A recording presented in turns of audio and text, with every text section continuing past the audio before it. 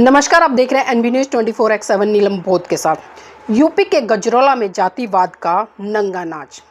जी हाँ साथियों, मैं ऐसा इसलिए कह रही हूँ क्योंकि जाति व्यवस्था है वो आपका पीछा नहीं छोड़ती। और मैं अक्सर एक बात लगातार कहती हूँ अपने चैनल के माध्यम से कि जाति है कि जाति नहीं। आप कितने भी महान बन जाइए, कितने ही बड़े बन जाइए, आप एक चपरासी से लेकर राष्ट्रपति तक बन जाइए, लेकिन जो आपकी जाति है वो आपका पीछा नहीं छोड़ती।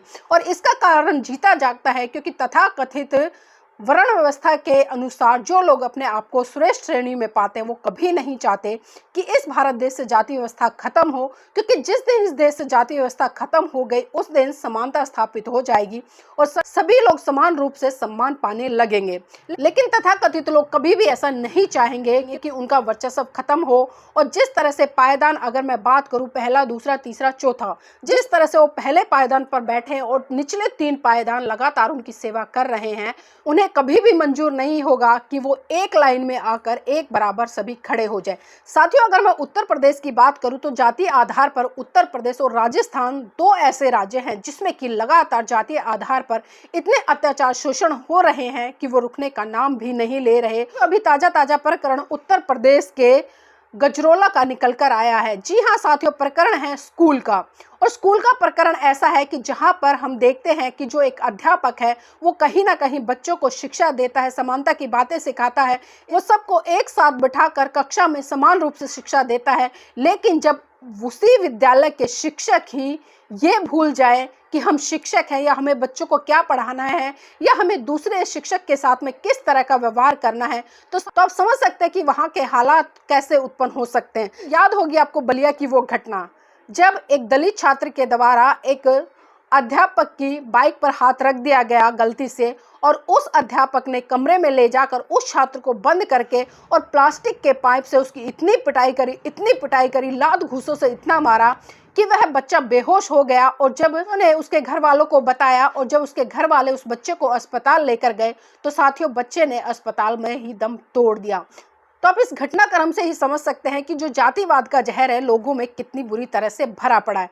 और साथियों याद होगी आपको जालोर के राजस्थान की वो घटना जिसमें कि एक दलित छात्र ने पानी पीने के लिए घड़े को छू लिया था और अध्यापक ने उस बच्चे की इतनी पिटाई करी थी कि उस बच्चे को भी अपनी जान से हाथ धोना पड़ा। और साथियों इसी तरह से उत्तर प्रदेश के औरैया की बात करूं तो औरैया में जिस तरह से एक दलित छात्र की पिटाई की गई थी स्वर्ण अध्यापक के द्वारा, तो हमने देखा वहां पर भी उस बच्चे की मृत्यु हो गई थी। साथियों इस तरह की घटनाएं हम देखते हैं कि घटती हैं, आंदोलन होते हैं, लेकिन उसके बाद कहीं ना कहीं क्या होता है कि आंदोलन शांत होते हैं और कहीं ना कहीं लोग मुआवजे को लेकर और इन दोषियों को सजा दिलाने तक को लेकर आंदोलन करते हैं और फिर उसके बाद में शांत बैठ जाते हैं।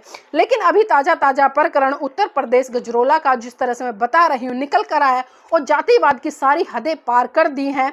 बताया जा रहा है कि जो रिंकी चौधरी नाम की सहायक अध्यापिका है और उसी के साथ में जो दूसरी सहायक अध्यापिका है उमा देवी, जो कि जाति से चमार है यानी कि दलित समाज से आती है।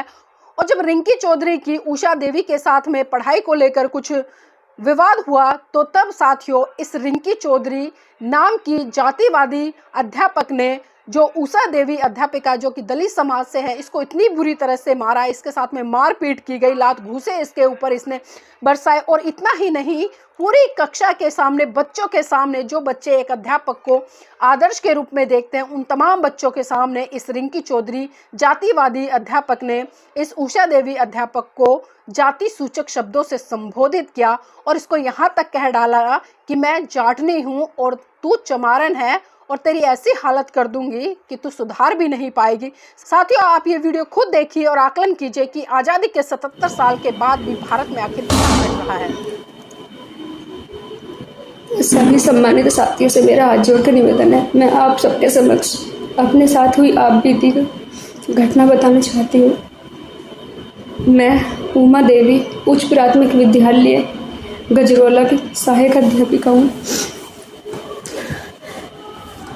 कल मेरे साथ रिंकी चौधरी जो शिक्षा मित्र हैं उन्होंने मारपीट की है, हाथापाई की है और मुझे जाति सूचक शब्द बोले हैं। उन्होंने जब मेरे साथ मारपीट की है उसके बाद उन्होंने मुझे ये बोला, जब तुझे तेरी औकात दिखा दी, जो तुझे करना है वो कर ले और तू एक चमारी है, जाटने ने तुझे तेरी औकात दिखा दी। हालांकि मैं सबके कहने से कल मैंने फैसला कर लिया है, लेकिन अगर मैं अपनी आंखें बंद कर रही हूँ और अगर रात को सो भी रही हूँ तो मेरे कानों में वैसे आवाज़ें गूंज रही है जिससे मेरी मर्यादा को काफ़ी ठेस मिल रही है।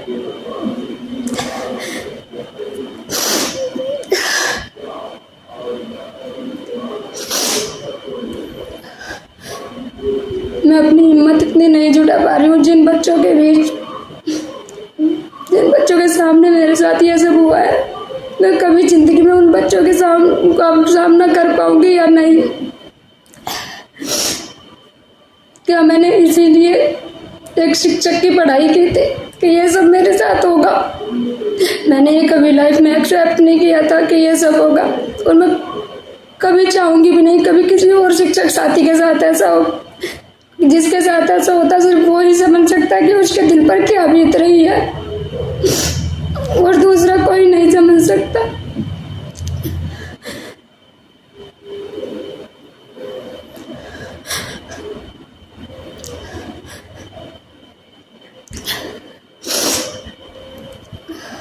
मेरे साथ काफी समय से ये सब कुछ हो रहा है, लेकिन पहले बात हाथापाई तक कभी नहीं आ पाई, इसलिए स्कूल की बात स्कूल में रही। और कल भी मैंने काफ़ी कोशिश की कि ये बात बाहर ना जाए, लेकिन मैं अपने आप को नॉर्मल नहीं समझ पा रही हूँ। मुझे लग रहा है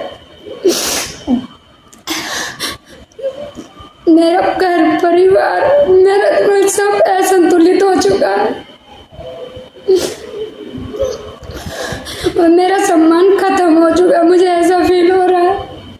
साथियों, आप सबने वीडियो देखा, तमाम लोगों के जहन में कहीं ना कहीं क्रोध भी उत्पन्न हुआ होगा, और जो जातिवादी लोग हैं उनको सुकून मिला होगा। लेकिन जो लोग समानतावादी हैं, जो चाहते हैं कि इस देश में न्याय हो, समानता स्थापित हो, कहीं ना कहीं उनके जहन में बिजली सी कौंध गई होगी। और इस तरह की घटनाएं साथियों उन लोगों के गाल पर बहुत बड़ा तमाचा है जो लोग कहते हैं कि आज देश में जाति व्यवस्था नहीं है, जाति खत्म हो गई है।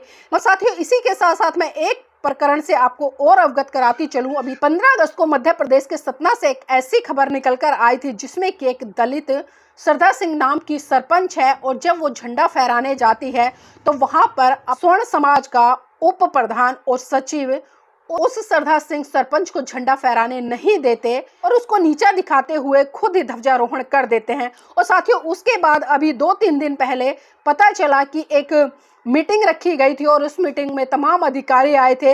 वहां पर श्रद्धा सिंह को भी बुलाया गया क्योंकि वो सरपंच है गांव की। और जब वो मीटिंग में पहुंची तो तमाम वहां पर अधिकारी बैठे थे, जहां पर कि सचिव भी था, उप प्रधान भी था। जब महिला सरपंच ने कुर्सी मांगी तो उप प्रधान और सचिव ने महिला को लताड़ते हुए कहा कि अगर इतना ही शौक कुर्सी पर बैठने का है तो अपने घर जाओ और वहां से कुर्सी ले आओ, तब बैठ जाना, यहाँ से कोई कुर्सी नहीं मिलेगी।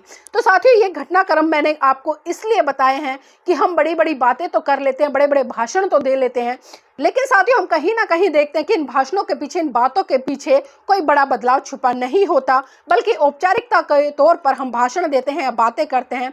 लेकिन यहाँ पर मैं बहुजन समाज के तमाम उन लोगों से कहना चाहूँगी जो कि वर्ण व्यवस्था के अकॉर्डिंग शूद्र जाति में आते हैं। साथियों जो व्यवस्था लगातार आप पर शोषण करती है, आप पर अत्याचार करती है, आपको दलित, अछूत, शूद्र बताती है, आप ऐसी व्यवस्था को लात क्यों नहीं मारते? आप क्यों नहीं अपने महान पुरुषों से समझते?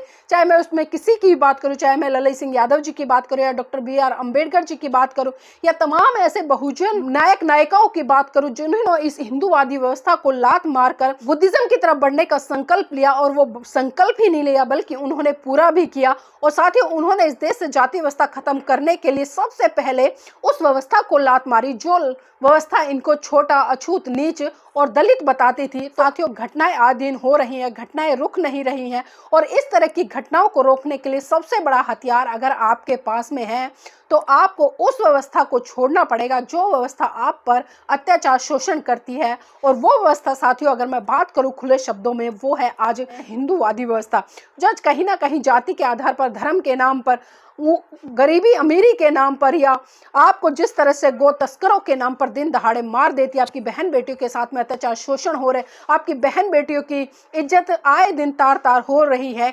कब आप जागेंगे, कब इस व्यवस्था को लात मारेंगे। और मैं गारंटी से कहती हूँ साथियों, जिस दिन आप लोगों ने इस व्यवस्था को छोड़कर बुद्धिज्म की तरफ बढ़ना शुरू कर दिया और आपने हजारों की संख्या में हिंदू धर्म को लात मारकर बौद्ध धर्म ग्रहण शुरू कर दिया, तो मैं इन हिंदूवादी संगठनों की बात क्या करूं, सरकार की भी जड़ें हिल जाएंगी। और साथियों, वो दिन फिर से आएगा जब आपका शासन होगा, आपका राज होगा। तो जरूरत है इस व्यवस्था को ठुकराने की, ना कि जाति के आधार पर आपको लगातार पीड़ित होने की और शोषित होने की। अगर ये वीडियो आपको पसंद आए तो आप इस वीडियो को लाइक कीजिएगा, शेयर कीजिएगा और कमेंट के माध्यम से बताइएगा कि आपको ये वीडियो कैसा लगा।